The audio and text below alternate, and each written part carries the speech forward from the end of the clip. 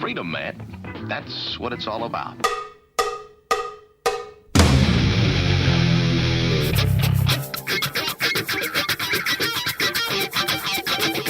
You've got to groove on freedom, like the good book says.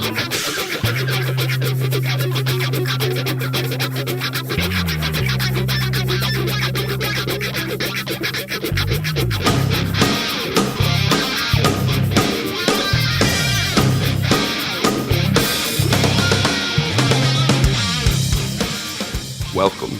You are listening to What on Earth is Happening. This show will discuss the topics of human consciousness, mind control, natural law, the occult, and all issues that affect the freedom of the people of Earth. What on Earth is Happening will endeavor to shine light upon the darkness of our world and to offer empowering solutions to the problems we face as humanity approaches its critical moment of choice. And now, here is your host, Mark Passio.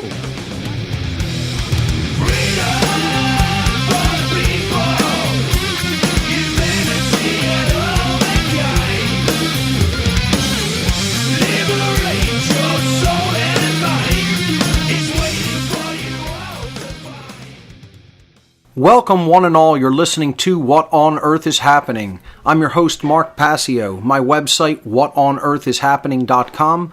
Today is Sunday, May 5th, 2013. We have a great show lined up for you here today. I'm going to be interviewing in a few moments one of the featured speakers from this past week's Free Your Mind 2 conference, Alex Ansary of alexansary.tv. That's coming up in just a moment. First, I want to let everyone know that the Free Your Mind 2 conference is, of course, history, and what an event it was. I mean, absolutely incredible from beginning to end. Could not have hoped for it to go any better. The speakers were phenomenal. They shared incredibly empowering information. The turnout was great. The crowd energy was fantastic. I think everyone learned a lot. And I think everyone was changed as a result. And it was one for the history books, as they say.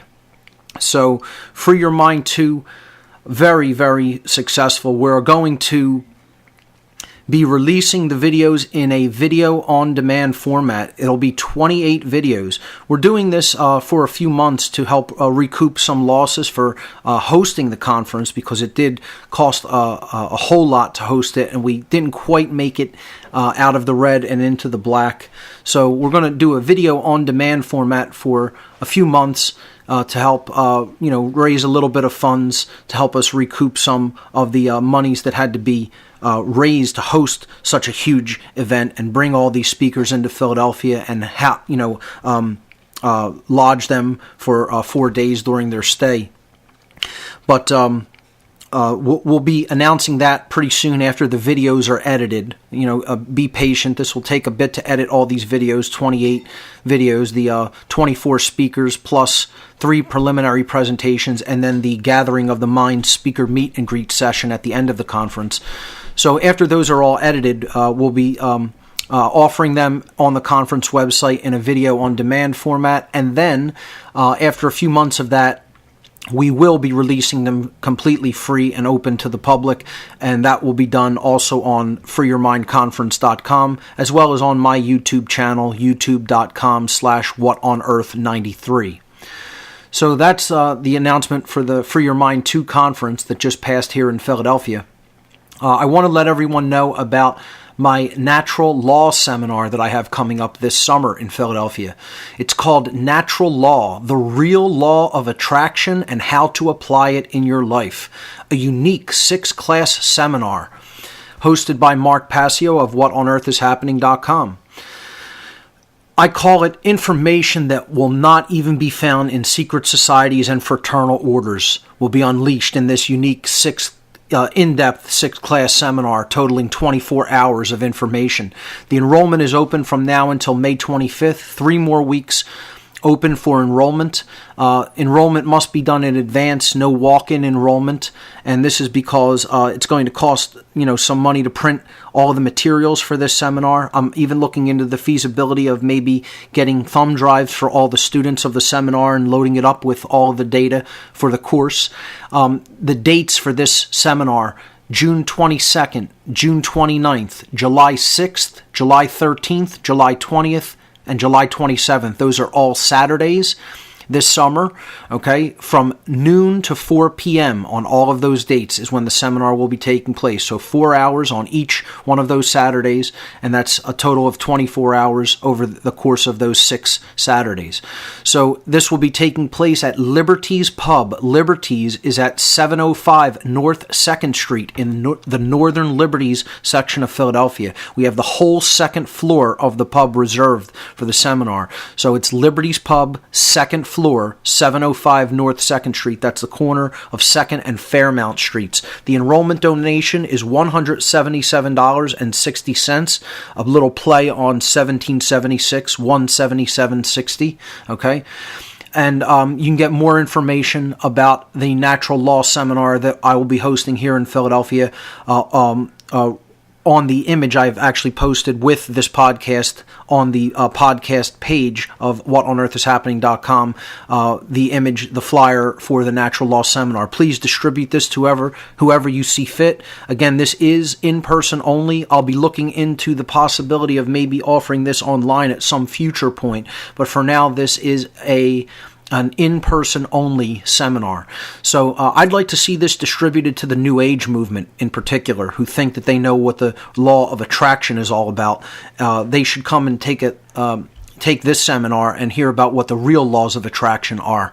So, along the lines of that, I want to let everyone know I will be next week sometime doing a podcast with my presentation from the Free Your Mind 2 conference. I'll actually be giving the lecture here on the air. I'll be giving the presentation on this in podcast form. I want to do that to elaborate on the information and get it out there, even though it's not in the video format of the conference, from the conference. That'll be coming soon. But I want to get the information out there too.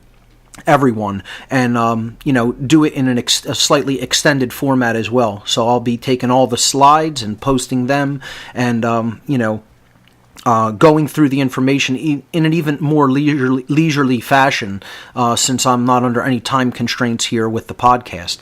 So that'll be coming up on the next whatonearthishappening.com podcast in a week or two, I guess. So the End the Fed rally, just a couple more quick event announcements before we go to our guest. The End the Fed rally for Philadelphia will be taking place on Saturday, May 18th. End the Fed rally for Philadelphia, Saturday, May 18th, 2013. It will be taking place at the Federal Reserve Bank of Philadelphia, which is at 10 North Independence Mall West in Philadelphia. This is actually the corner of 6th and Arch Streets in Philadelphia, 6th and Arch. And it will be starting there, and then there'll be a march, there'll be some speakers, and then there'll be a march down to City Hall and back. So it's going to be starting at noon, and it's going to be hosted by Truth, Freedom, Prosperity. You could check them out at truthfreedomprosperity.org. And also it will be hosted by Citizens for Liberty, cfliberty.org is their website.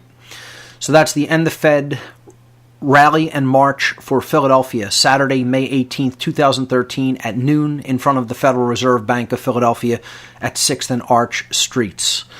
Okay, one more quick event announcement. The Truth, Freedom, Prosperity documentary night, the free monthly documentary screening and discussion night, will be taking place on Thursday, May 30th. Thursday, May 30th at 6:30 p.m. at Essene Food Market and Cafe, which is on the corner of 4th and Monroe Streets in Philadelphia. That's 719 South 4th Street.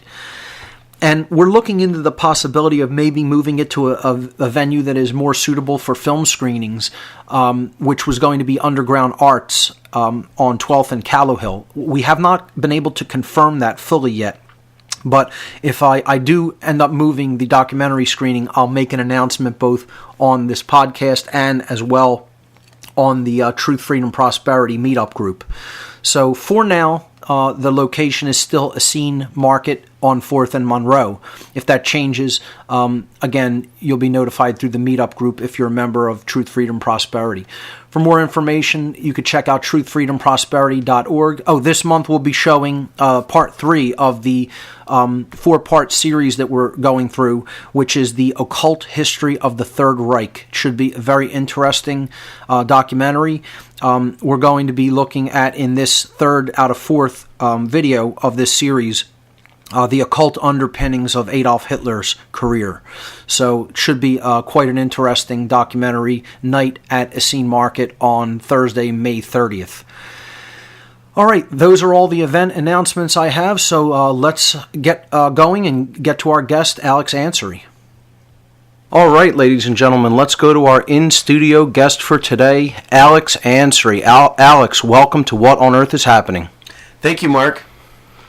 So, we just came off of the Free Your Mind 2 conference. You were one of the featured speakers at the conference. Why don't you tell our listeners a little bit about your experience at the conference and also tell them about what you spoke about at the Free Your Mind 2 conference?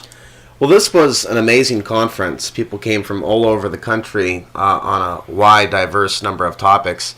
And I've been basically looking forward to something like this for a few years.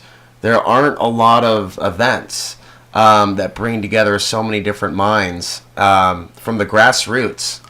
And it was really enjoyable to meet some people there that I've interviewed over the years, but I've never actually met. People like Lennon Honor, Fritz Springmeier, Freeman. Although I've met Freeman before, it was good to see him after several years. I met him down in Austin in 2005, and Bob Tuskin was there as well. So it really seemed like a big family gathering or a convergence of souls. And what I was speaking about is the influence the sun has on not only human consciousness, but applying pattern recognition and seeing that at times in the past when we've seen a peak in solar flares, we've seen wars. Some of these wars and events being completely staged. So I'm trying to introduce the idea to the conspiracy research community that there is a more strategic methodology to the execution of problem, reaction, solution. For example, the Boston bombing, unfortunate false flag incident, took place 5 days after the largest solar flare of 2013. So my presentation and an ebook that I'm working on releasing later on this year is my purpose is to educate people about the massive changes that the sun brings, and that these changes don't need to be perceived as absolutely positive or negative. There seem to be many positive and negative changes that take place when we go through an increase in solar flares, which of course are impacted by other things, such as certain planetary alignments or other celestial factors. So this is an area of research that I think can help people in their forecasts, for example, of when certain things are about to be staged, but also strategy. Times where we may want to start events, launch projects, things of that nature. Exactly. I mean, it can't really be understated how much influence the sun has on everything that goes on in this solar system. I mean, it accounts for 99.99% of the mass of the entire solar system. It sends out all of the energy that we need for life and for sustaining life here on the Earth. So why wouldn't we think that it has an impact on the way that we think and behaviors that flow from that thinking? The sun definitely has to be accounted in, to those factors, and I think it is something that is very under-researched as far as these types of patterns go when it comes to human behavior and cycles that we undergo here on the Earth. Absolutely, and there's one very interesting piece of scientific research that everyone listening may want to look into for evidence as to how we could be affected by changes in the magnetic field, for example. It was discovered in 1992 that magnetite exists in the human brain, even though they discovered decades earlier that it exists in pigeons, birds, and other fish to help them migrate around the planet. So if we have this in our brains, and there is a concentration of it in the pineal gland, what effect do these changes on the magnetic field have on human consciousness, moods? So solar flares trigger these geomagnetic storms, which could also be triggered by cosmic rays hitting the magnetic field as well. So there's multiple reasons why we can have a geomagnetic storm. But it seems that if someone is not aware of these changes, they could flip out. And we do see this a lot because a lot of people don't know how their emotions are affected by these things. And that is unfortunate. But if someone were to become aware of the intense shifting taking place in their brain, perhaps they can use that to their advantage and direct that to something that's more conscious. Sure.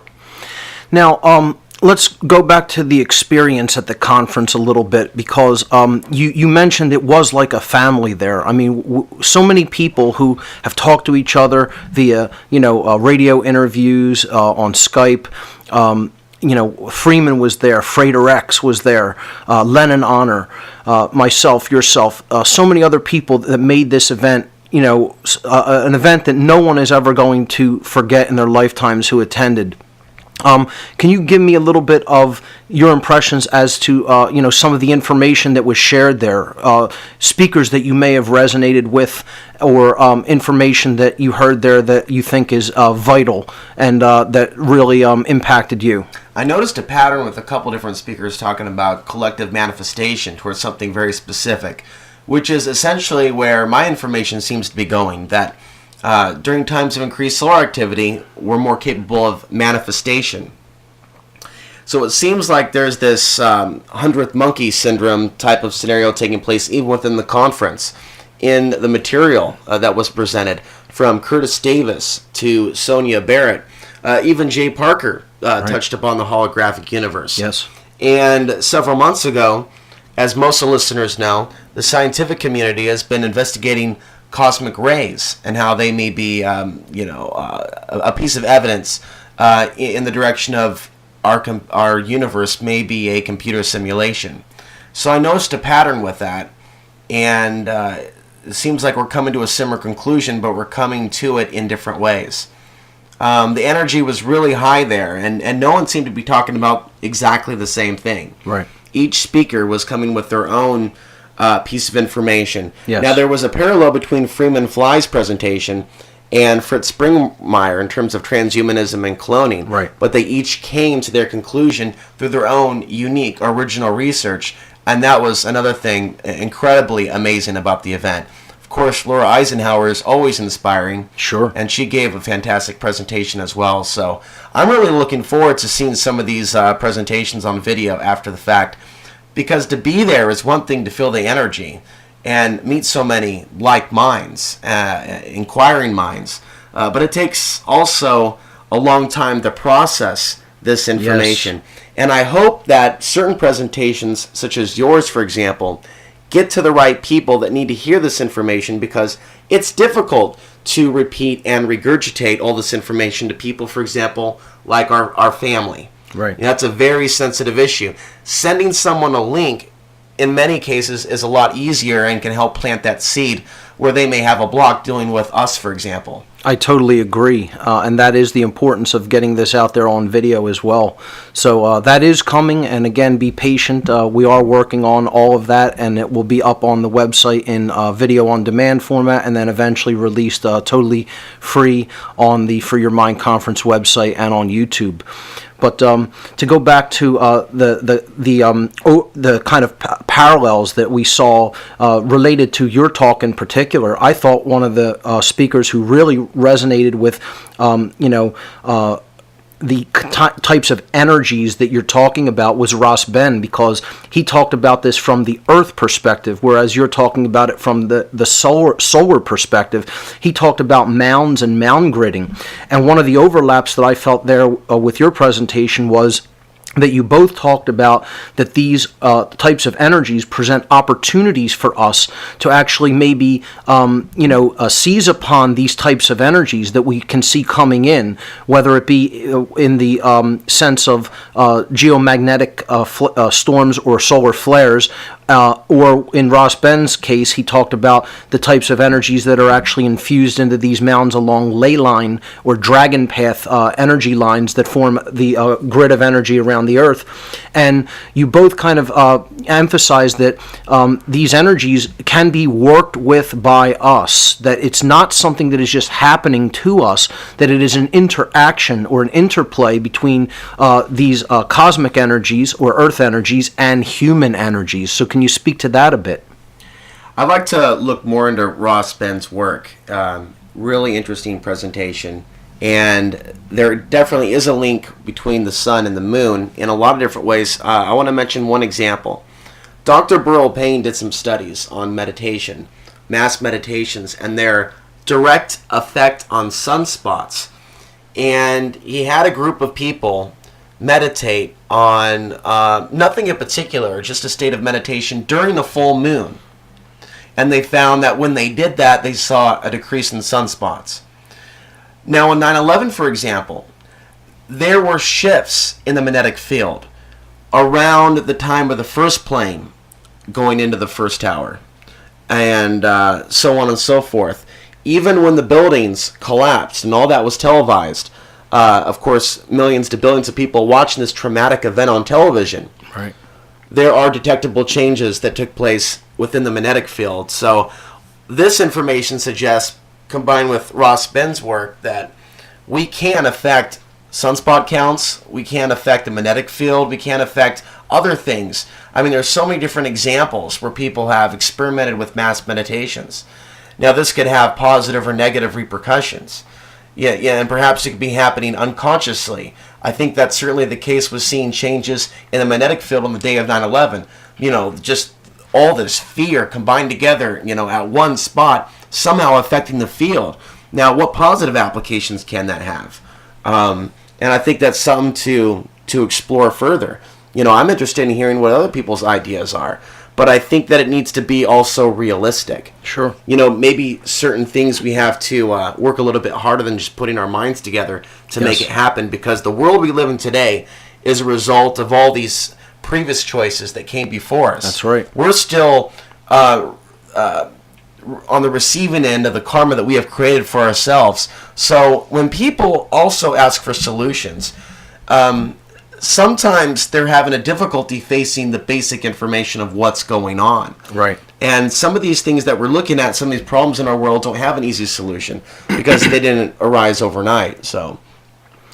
And a big part of that solution is changing behavior. It's not just changing thought and intent and emotion, but it's then actually moving into the realm of making that a practical application in one's life and changing the behavior that are manifest, the behaviors that are manifested as a result of those underlying thoughts and emotions. So when you tell people that, it can be also very disturbing to them, because this means not only do you have to think differently, but you have to change what you have been doing up to this point, and there's a lot of resistance there as well. Yeah, there's definitely a lot of resistance, just this concept of self-responsibility. There's always blaming someone else. It's habitual. And we deal with this a lot in conspiracy research because we deal with what they are doing to us. Right. And what we're trying to do is remind people that we have to be accountable for all our actions. Mindful relationships. Yes. That is huge. To me, that's the core. To me, if we're going to have a collective shift in consciousness, I would expect to see more balance between man and woman, including non-romantically, to the point where we evolve to the point we realize we're brothers and sisters and we're not just, zombie homo sapiens wandering to our next screw, to our next meal, to our next defecation. We are more than that. But if we behave like that's all we are, then no, we are not a collective utopia like kumbaya type of reality. Right. But we still live in a world where people say that we have entered into that reality. And my response to those people is, you have lowered your expectations. You have lowered the bar. At some point we have to raise the bar. That's and right. really start to be the best that we actually can be, not find excuses for the way that things are or for the lack of our own self-responsibility. That's right. I like Lennon Honor's term for that. He calls it cosmic respectability, and I think that's definitely a mode of consciousness that we all need to step into. Alex, tell us a little bit about your impressions of the city of Philadelphia and your stay here so far. I'd be curious to hear about that. Well, I think there's a lot of culture in Philadelphia. I knew that before coming here. That's why I was really excited to come to Philadelphia. And, in a way, I kind of wish I had another week to explore a little bit more. But, I feel it's time to go back to the middle of basically nowhere where I've been staying since November of 2012. And no, I didn't go up there because I thought the world would end in December 2012. But I've been going through my own life cycle, and I feel like I'm a sensitive individual, not just because I'm a Pisces, but for a lot of other reasons. So I'm looking forward to going back in an area where it's quiet, because I'm doing a lot of inner reflection and going into a new cycle in my own life. And I've been doing alternative media since 2004. And so after doing the same thing for 6 years, I like the idea of challenging myself. And the way the Buddhists would create these mandalas made out of sand, they would blow them away. Right. That's how I feel like certain chapters of my life are. The concept of impermanence. The concept of impermanence and being able to go into Philadelphia without any attachments or expectations and just absorb the experience. And in a way, it makes me grateful for what I have out there. I don't think that I would want to live in a major city, at least not at this point in my life. And it's got to be a big shift and a big change in energy compared to what you're accustomed to at this point, based on where you've been living. And I'm staying right now over in West Philly, so it's the University District. Right. And I feel like I look more ethnic than some of the people that came directly from East India. I see the conformity, the short hair, the trying to conform, and the competitive energy.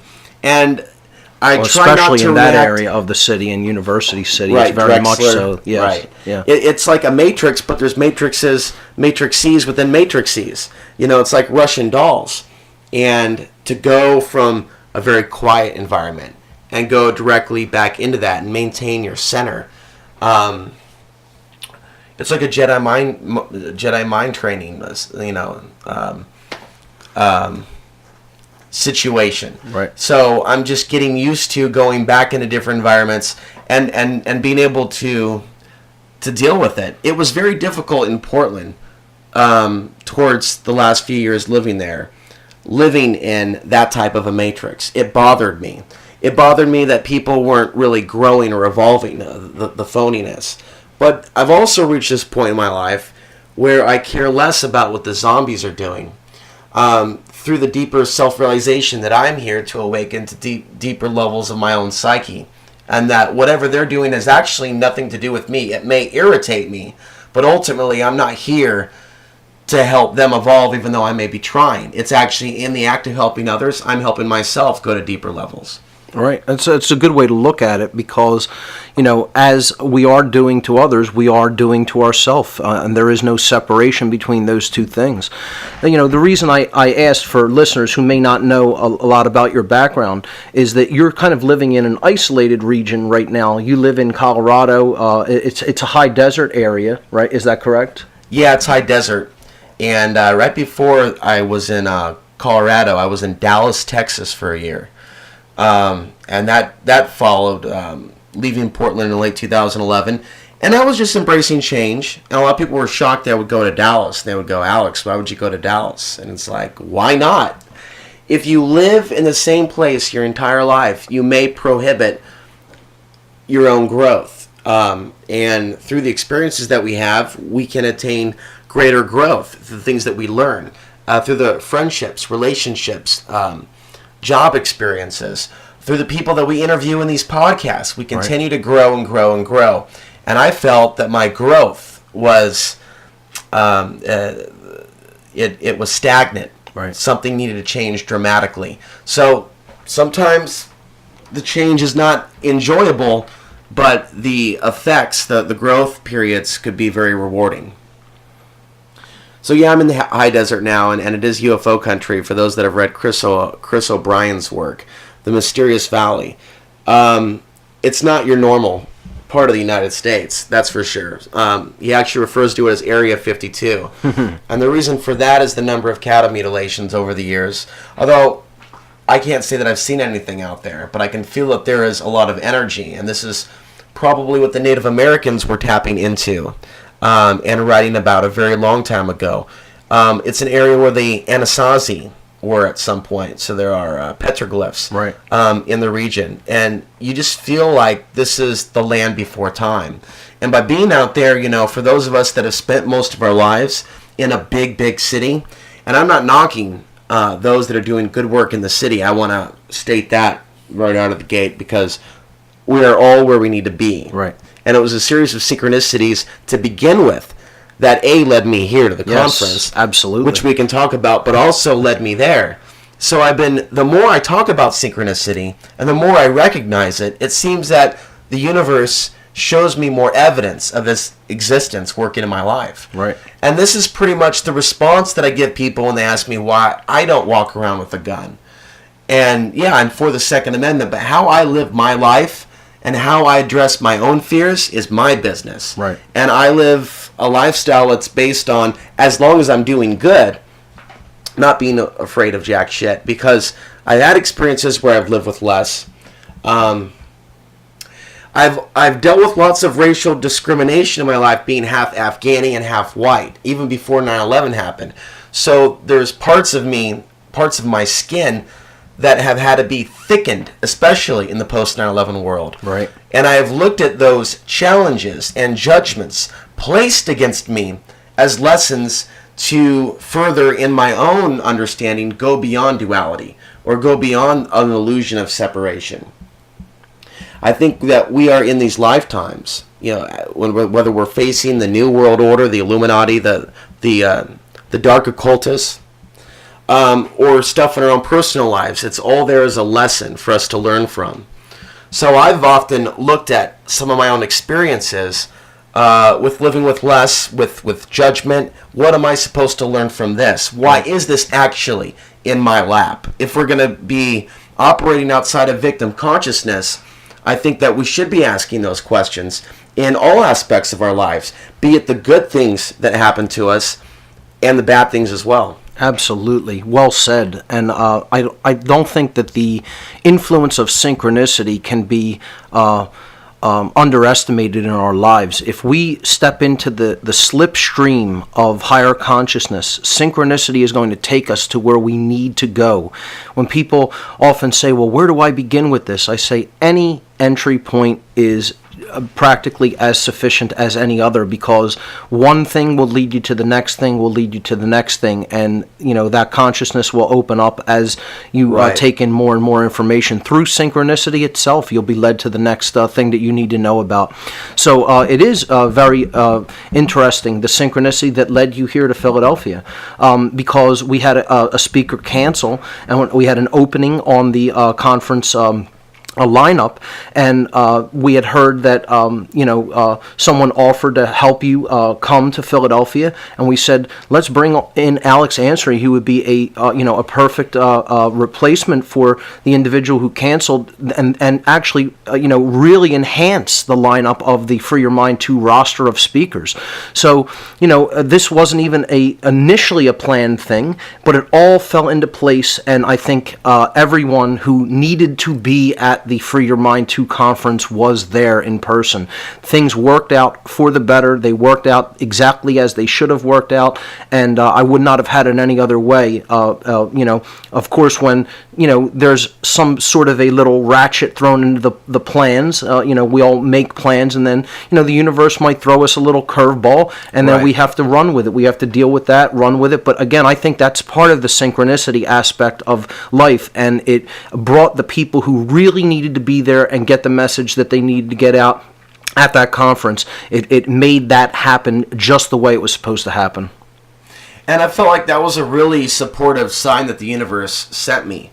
The synchronicity, but becoming aware of it, like the universe winking at you. I'm interviewing Freeman, and a caller calls in and asks me if I'm going to the Free Mind Conference, if I've heard of Mark Passio.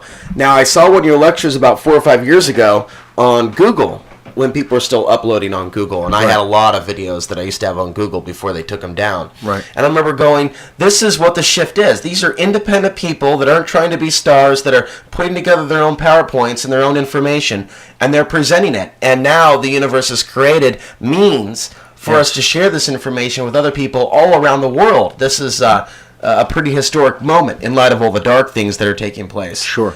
And then I started to look more at your work right around the same time period, kind of connected the dots. Oh, this is the main person that's organizing the Free Your Mind Conference and the last one.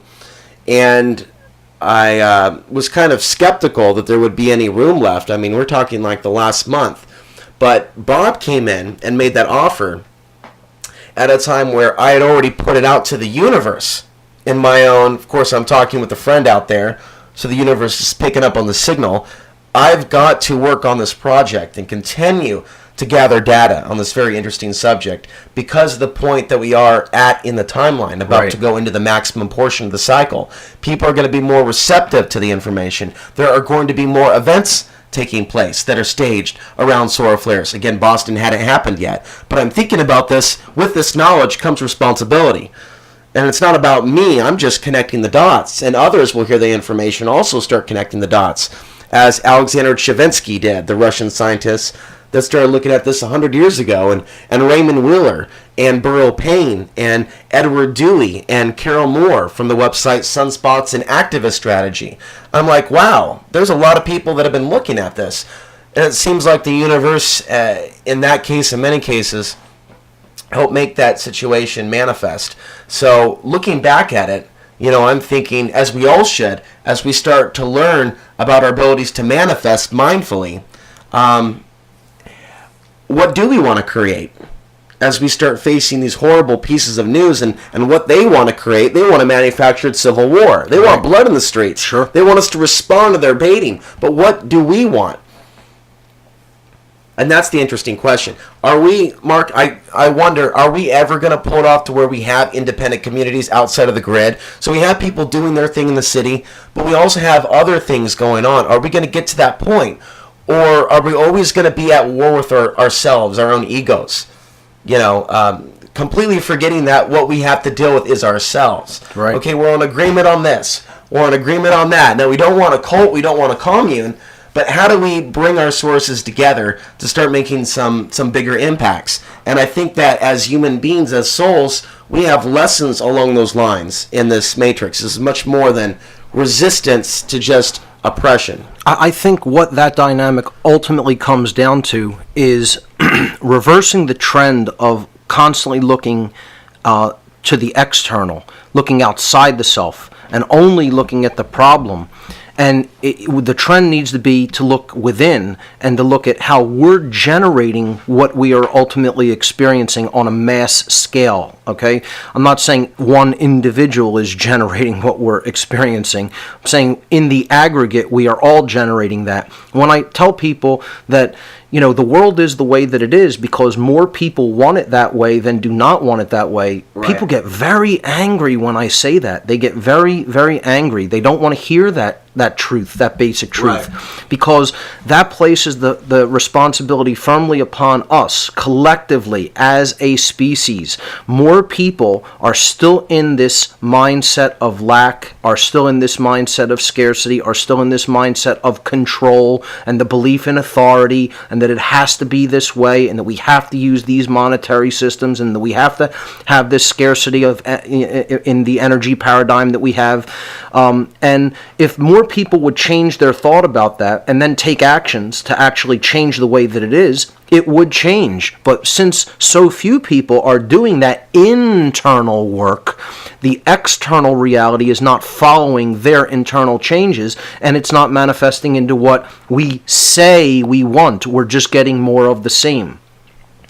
Exactly. And that's what I appreciate about your podcast, is that I'm hearing some things that I haven't heard from other people.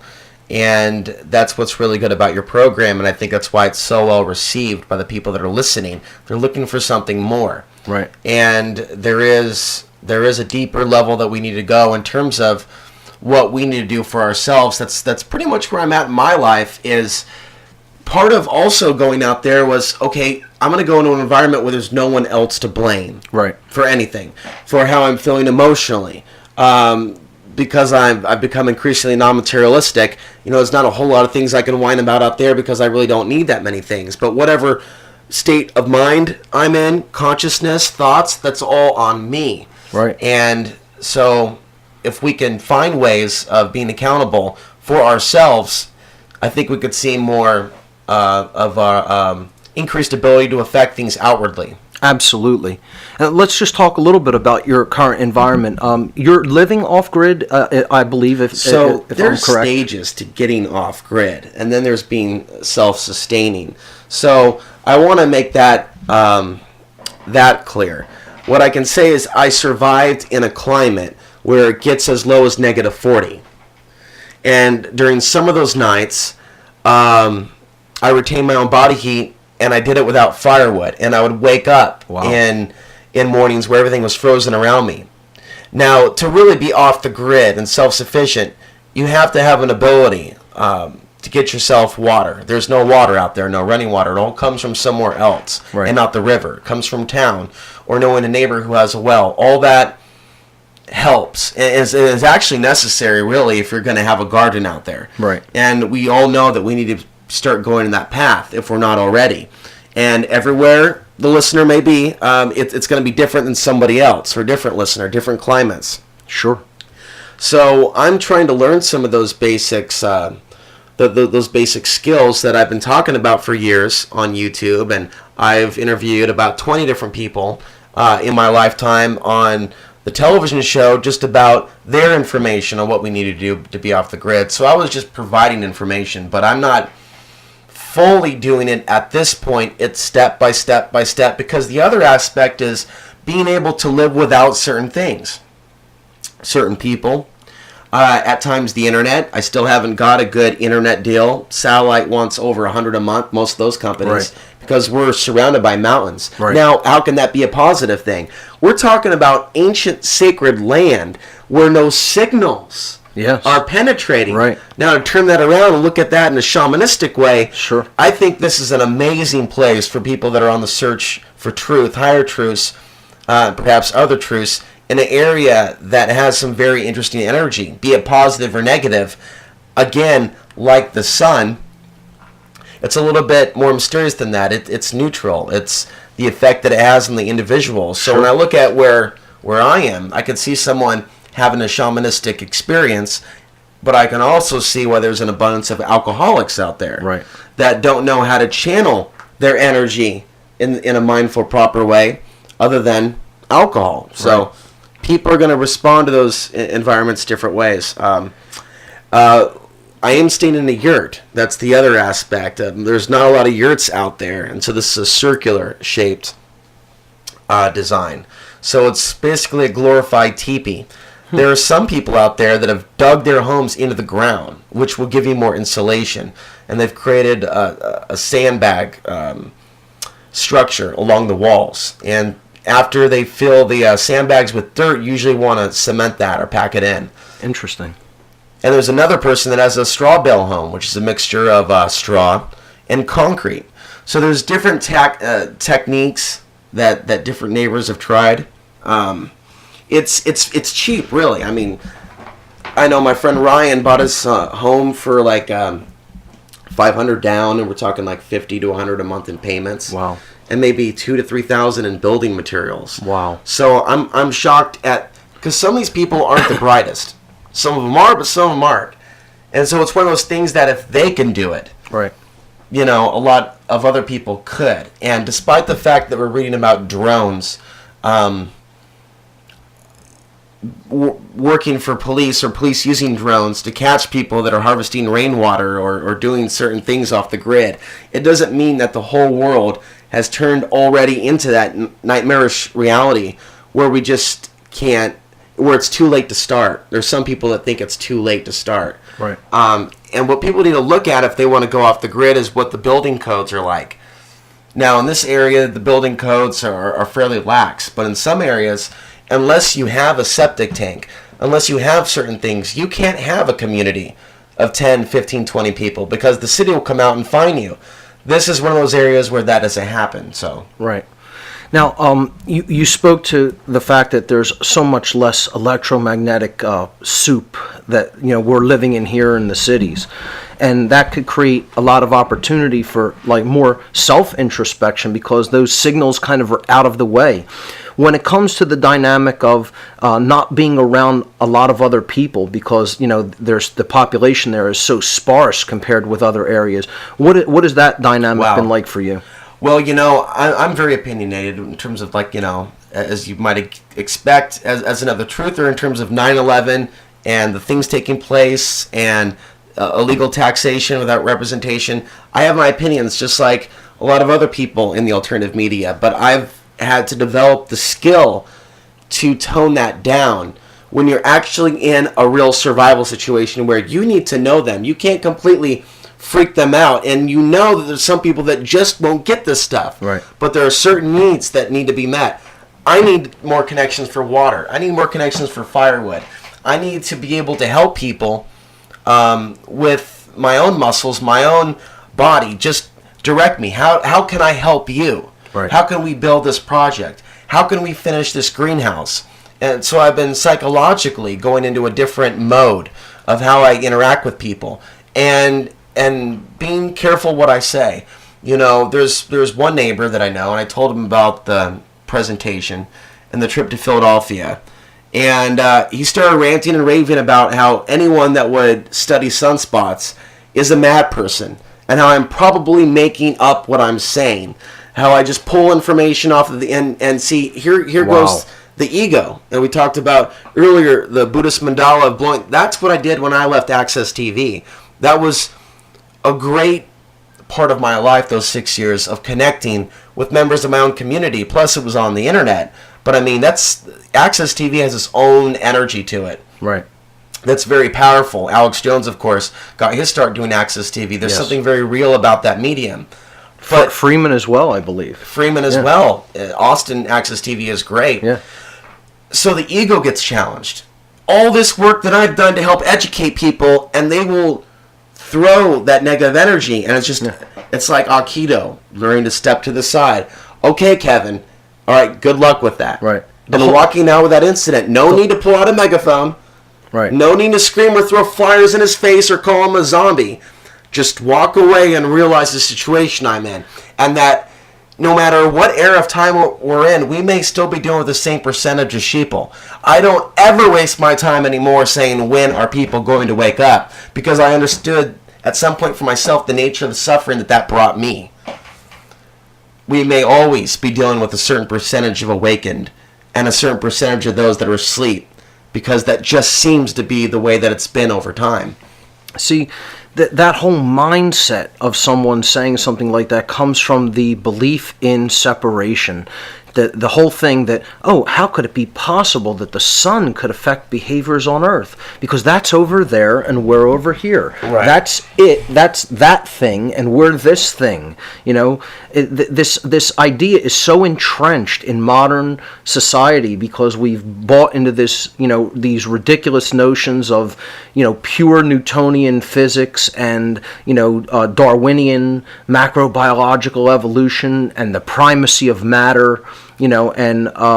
It's just amazing how entrenched that whole ideology of separation and that poisonous worldview is really what's at the very base level holding people's consciousness down. Because if they can only shift that to an understanding that not only are we all connected, we're all connected at whatever distances that perceived distances that exist, and the effects of energies that are had upon what we perceive as matter are actually instantaneous. I mean, it doesn't make a difference how far it is apart. Effects happen instantaneously. And this is actually borne out and proven by new science that people like this are just completely unaware of. They're unaware of the experimentation that has been done. They're unaware of the new work in physics and the new work in biology. Right. And their worldview is based upon science that is 100, 150, 200 years old.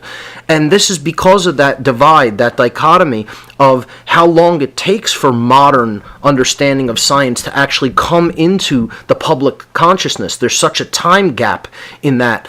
And, just wanted to throw that out there. And, if you have any comments on that, go right ahead. Absolutely. But in addition to that, climate. We know that the climate's impacted by the sun. I mean, you would Sure. think that this is common sense, but Sure. apparently it's not.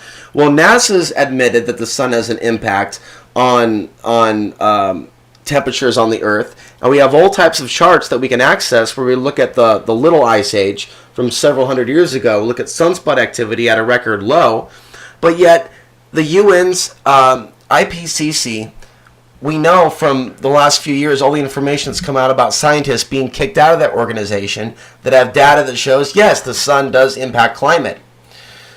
But yet, while they censor data that shows that there's another reason why climate is changing, you have other scientists saying that we should geoengineer. We should terraform the planet because of global warming, we need to reflect particles from the sun. So they deny that there's a connection, and then there are other scientists come around the back door and go, and we've got a solution. Let's legitimize chemtrailing. And that's a very, very serious situation, obviously. Right. And since the movie came out, what in the hell are they spraying? There's been a lot more awareness on this particular topic. But I want to say this real quick in reference to the sun. A lot of people think that HAARP is the sole cause of some of the major earthquakes that we've seen, simply because there's evidence that HAARP's being used. Sure. But there's really evidence that shows that HAARP's being used at moments that we have solar flares. For example, with Fukushima, there was a solar flare several days before that in X1.5. But there are these magnometers that show the HAARP flux. That was active that day as well. Right. We could see similar patterns with Haiti, Chile, and many other examples as well. So it's not that HAARP isn't to blame, it's that HAARP seems to be using the energy that's already being created naturally and directing it. And Hurricane Katrina is another example, Yes. with many scientists saying that it came in at a 90-degree angle after the storm already formed. Right. I think that's a very powerful analysis. I think you're right on about that, these types of ionospheric heaters that we're talking about when we're talking about HAARP don't necessarily have the kind of power to create that energy, but they do have the power to direct it, to take energy that is there from natural sources and to redirect that in the way that they see fit. Tell the listeners a little bit about what you're doing next. What is the next big project for you? Let them know about whatever you're working on right now and what's coming in the future. Well, there is something that I want to accomplish in the next couple of years, but this year would be better. I would like to make a documentary film about my perception of where things are going to be in 10 years if we don't have a major recorrection. And what my forecast is for the next 10 years is a manufactured Civil War scenario. The World War III scenario that a lot of people believe could be any day now, at any point, be it with China, be it with Russia, I see as something that they plan for the next solar cycle 25. So I want to get more involved in putting together this presentation. It could be on PowerPoint. There could be a version of it that's in a film. But I would like to further delve into the background of China, the background of Russia, the powers that be behind Mao Zedong, the powers that be behind the Bolshevik Revolution, which Anthony Sutton also wrote about, the Wall Street and the Bolshevik Revolution. Yes. Well, we could see all these pieces of evidence that show the levels of co-option taking place at that time. And we look at the world that we live in now, with the military-industrial complex and all these different corporate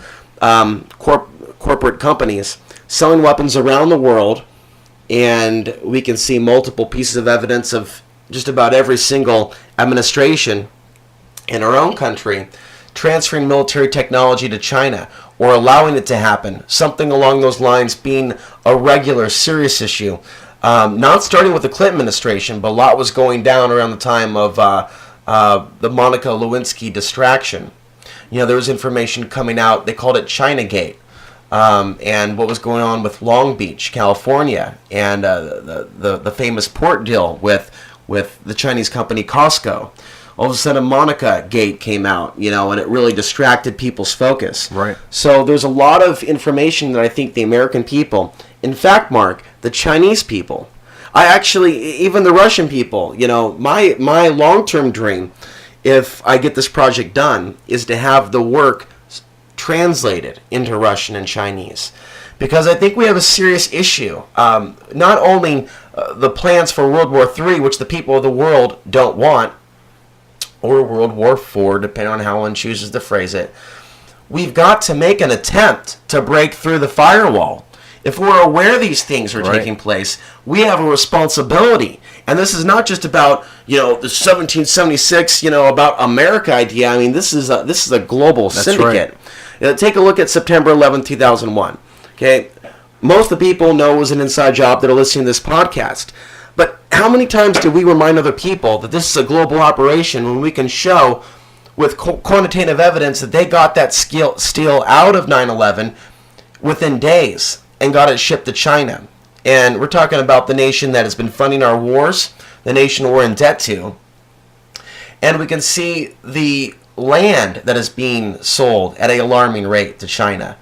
So when I look at the American Empire and, the pattern of the New World Order before, the British Empire, Nazi Germany, it's like they use one nation at a time to fulfill a certain agenda. That's right. And they kick them out of the car like a whore. Right. And I see the torch being passed. And sometimes this is being done symbolically, as I believe it was done with the 2008 Olympics. And the Chinese secret police having the right to engage in domestic law enforcement at some of the torch rallies that took place here in the U.S. San Francisco, there were some situations and incidents, I believe also in England as well. So I think that we're being shown these rituals when Obama goes around and bows before these world leaders. Yep. When the Chinese flag is raised in Washington, D.C. in 2009. Even bigger, even better.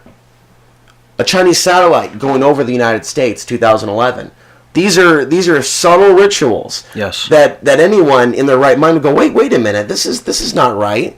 How many people know that in League City, Texas, they're training Chinese police cadets? Sure.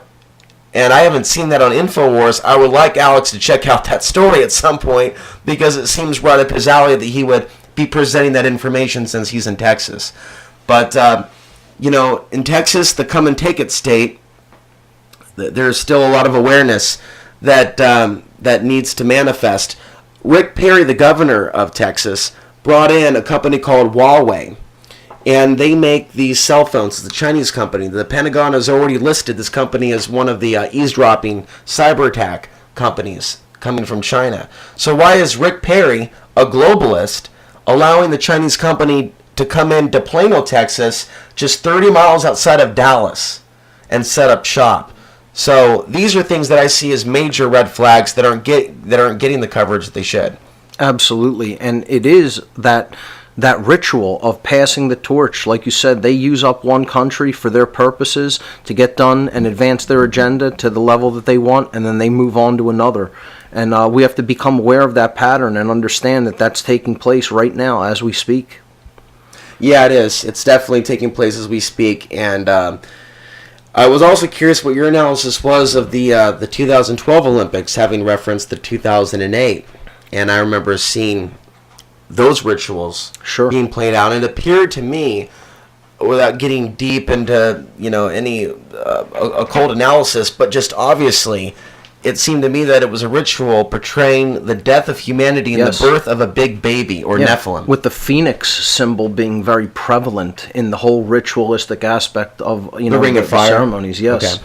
So I definitely do see it as that they're going to try to create death and destruction, and from that chaos and from those ashes birth their version of the Dark New World Order that they want to see come to fruition. That's what they do. They manage chaos. They manage death and destruction. Right.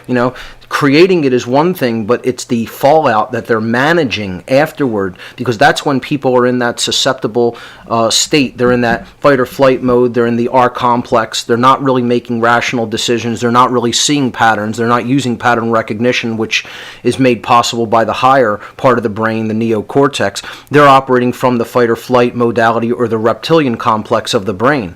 And in that fear mode, that's when people can be easily managed or redirected to suit the goals of these manipulators, of these orchestrators that have actually created the chaos to begin with. Now they're managing it through people's fear to rearrange things to build the outcome that they're looking for all along. Exactly. And this solar cycle and the next one, number 25, I think they're just going to continue to get more intense and more intense and more intense. And NASA's looking at 2022. They've looked at the sun's great conveyor belt, and they believe that that has the key, that is what indicates the speed of the cycle. Low great conveyor belt speed means more sunspots, according to their latest calculations. Right. So if they're expecting an all-time low speed of the great conveyor belt in 2022, that means that the next cycle will be more intense than this one, instead of it being more mild. And that's what they were initially projecting. Now, why this is interesting is because of the links between solar activity and consciousness leaps in evolution. If something really big is coming, there could be a lot of new ideas, and people have been talking about the shift in consciousness for a long time. If the sun is a primary conduit of it, transfer of that energy through photon waves and light and all different other things that are affecting every aspect of our body. Maybe, potentially, this plan to stage this third world war that can cause so much fear, trauma. I mean, think 9/11 on steroids. Sure. That would really freak people out. That they may be planning to pull this at a very specific time. Pull the trigger at a specific time where we have the greatest ability to evolve. Right. Where we're even more tapped in than we normally are. Even though we live in a world where we hear these fears all the time about the grid going down, which, by the way, could lead to a beginning of something new. Right. If we're able to imagine it. I would like people to imagine it. Imagine a world without money or technology where our friends and our relationships are more important than those obsolete things. So this next solar cycle, I think, is going to be really, really interesting. And by knowing about it, and the potential for us to evolve, we can avert being played against one another. That's right. It's becoming aware of those patterns. And they're aware of those patterns, these dark occultists. I mean, that's what this is. We're de-occulting information that has been hidden. They're very aware of these, and they use those cycles to their advantage. They understand these energies. They understand what they're capable of doing with these energies, and that's why they plan their orchestrations at very specific times in cycles such as what Alex is talking about. So, Alex, I want to thank you for being here today. I want to step aside and just give you the floor for the last few minutes to talk about anything that you want to leave the listeners with. Please mention whatever work you have coming up, and definitely tell the listeners about your website and how they can reach you. The floor is yours, my friend. Well, my website's alexansary.tv, and since I've been living off the grid of the internet, I'm working to get that updated again with fresh news. But Saturday nights on AmericanFreedomRadio.com, you can hear me there live, 8 to 10 Central. And your show is called? It's called Outside the Box. Outside the Box. I've been consistent with the name of the radio and television show, and if they want to see what I've created over the last few years, it's youtube.com/Alex Ansary. And so there's about 1,000 videos at that YouTube channel featuring some of the early days of 9/11 truth, making a lot of noise in the streets of Portland, Oregon, a lot of man-on-the-street interviews. I was really involved in a lot of local issues. And so a lot of the history is there. But what I want to leave the audience with, kind of one of the core philosophies that I'm sharing is that I don't view the world in terms of polarized opposites. And I think that we can free ourselves from a lot of misery if we detach from those obsolete belief systems. One of those is this belief that in our lifetimes, we're all going to collectively shift together. We're going to hold hands, and we're just going to start levitating, and all our problems are just going to go away because the energy says so. And I see this as a violation of free will, of those that are still susceptible, allow themselves to be controlled, or still are involved in controlling others.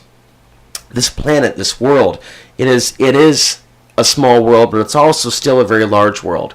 And it's large enough for us all to have our own microcosmic experiences and to learn that cause and effect reality. What we put out there comes back to us.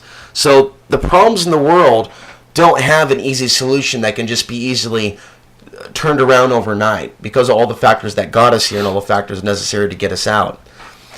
And the other polarized worldview that I want to pull people out of, if you know they have the ears to hear and eyes to see, is that it's dangerous to assume someone's going to kill you because you're aware of plots and plans and deceptions that can really pollute your sense of possibility and your own ability to create if you're only consuming media, whether you identify it to be independent media or alternative media. Not all alternative media is healthy media, but some of it is a mix of both. We need to discern what is not our information and be very aware of how language impacts our reality, especially when we're talking about where we like to see ourselves or where we believe we're going to be in a few years.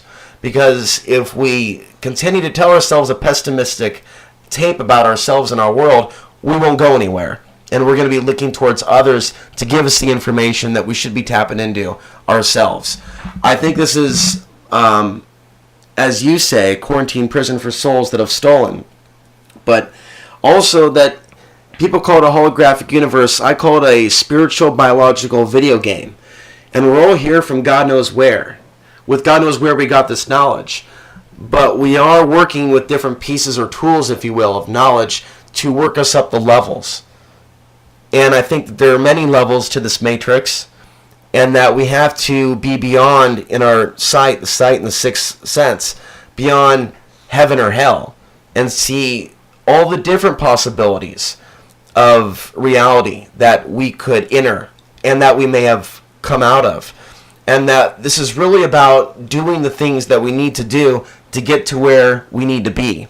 And realizing that events from the past, whether we believe in past lives or past actions within this life, have got us to where we are right now at this moment. Yes. And we need to keep that in the right perspective when we look at the whole globe and all the fears that people have about the future. Well, maybe there really are billions of people on the planet, not as parasites, but here to learn something at this moment in time. So keeping things in the proper perspective can keep things can keep the sight clear, can keep one emotionally balanced and centered. And I think that's the most important thing people can do right now. Well said, well said. Give the listeners your website one more time. AlexAnsary.tv, and of course you can find me on Facebook and YouTube.com/AlexAnsary. And Saturday nights, American Freedom Radio, 8 to 10 Central. Fantastic. Ladies and gentlemen, Alex Ansary, one of the brilliant speakers at the Free Your Mind 2 conference this year in 2013. Thank you so much for being here, Alex. Thank you, Mark. Great. Yeah, that went well.